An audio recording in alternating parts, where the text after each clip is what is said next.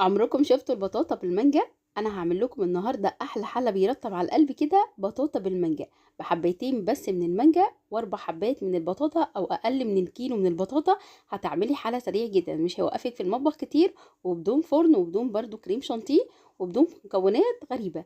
هنعمل حلا سهل جدا وسريع كريمي تحفة. بجد جربوه، ان شاء الله هيعجبكم، خصوصا ان المانجا والبطاطا الموسم بتاعهم الايام دي، والبطاطا كمان قربت تمشي، نلحقها كده ونعمل حاجات حلوة كتير ترطب على قلبنا في الحر ده. قبل ما ابتدي الوصفة احب اعرفكم بنفسي، انا اسمي اميرة داوود، دي القناة بتاعتي. لو لسه مشتركتيش في القناة اشتركوا في القناة وفعلوا الجرس عشان يجيلكم كل جديد، ولو الفيديو عجبكم لايك وشير. نقول كده بسم الله ونبتدي الوصفة مع بعض. جبت كده 4 حبات من البطاطا، حجمهم كده متوسط، يعني وزنهم تقريبا 750 جرام. قشرتهم كده وشطفتهم او غسلتهم كويس جدا بعد ما بقشرهم، وابتدي ان انا اقطعهم بقى مكعبات، ما تبقاش تخينه عشان ما تاخدش معايا سوا كتير. بقطعهم كده شرايح تكون مش تخينه قوي ولا رفيعه، علشان ما تاخدش معايا سوا وفي نفس الوقت ما تتهراش معايا. هحطهم كده في بوله واضيف عليهم بقى المكونات اللي هقول لكم عليها بعد ما بقطعها كده خالص. ببتدي ان انا احطهم في كسرولة او حله عندي صغيره، وابتدي ان انا اضيف عليهم كوبايه من باضيف عليها كوباية كده من المية، عليها كيس من الفانيليا، ومعلقتين او معلقتين ونص من السكر. لو انت حاسه ان البطاطا عندك مش مسكره بتضيفي 3 معالق من السكر، وممكن تضيفي عليهم للناس اللي بتحب الجوز هند معلقتين من الجوز هند، وبترفعيها على النار لحد لما تستوى سوا كامل. جبت كده حبيتين من المانجا، تكون حجمهم يكون حلو متوسط يعني، وابتدي ان انا اطلع كده مكعبات من المانجا بالطريقه دي احسن طريقه عشان تطلعي بيها احسن قطع مانجا او مكعبات مانجا عشان تبقى متماسكه كده عندي. طبعا القشر ده انا مش برميه خالص، انا هعصره وهطلع منه احلى عصير بوريه مانجا. هخلص كل كميه المانجا كده بالشكل ده، وكده البطاطا عندي استوت 100%. ببتدي ان انا اصفيها لو فيها كميه من الميه ولا حاجه، وبعد كده بضيف عليها معلقه نص معلقه من الزبده، وابتدي ان انا اهرسها كويس جدا بالهراسه عندي او بالشوكه. وطبعا عصير البوريه انا عملته من قشر المانجا، طلعت منه كده نص كوبايه، ضفتها عليها واقلبها كويس جدا. بعد كده ببتدي ان انا اضيف بقى نص كميه المانجا اللي انا قطعتها مكعبات على الخليط ده بعد ما اقلبه كويس جدا، واحس ان هو بقى بوريه بالشكل اللي انتوا شايفينه ده.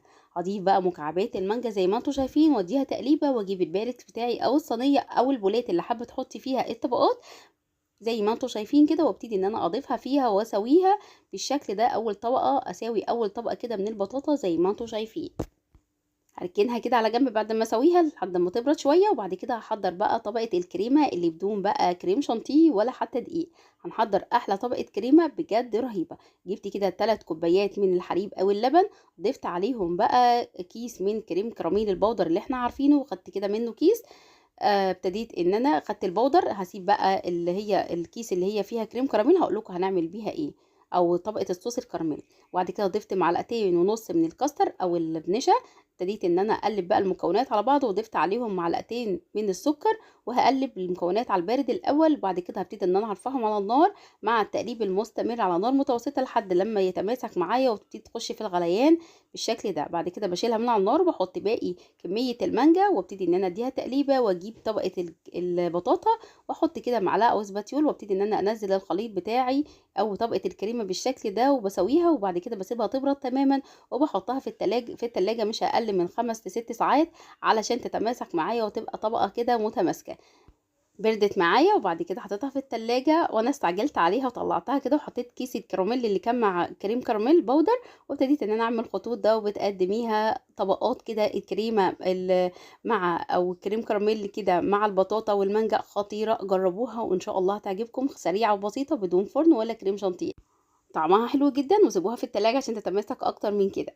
شايفين الطبقات عامله ازاي؟ خطيره وطعمها كده يجنن. جربوا الوصفه وان شاء الله هتعجبكم. يا رب النهارده تكون الوصفه عجبتكم، هتوحشوني الفيديو الجاي. استودعكم الله، والسلام عليكم ورحمه الله وبركاته، مع السلامه.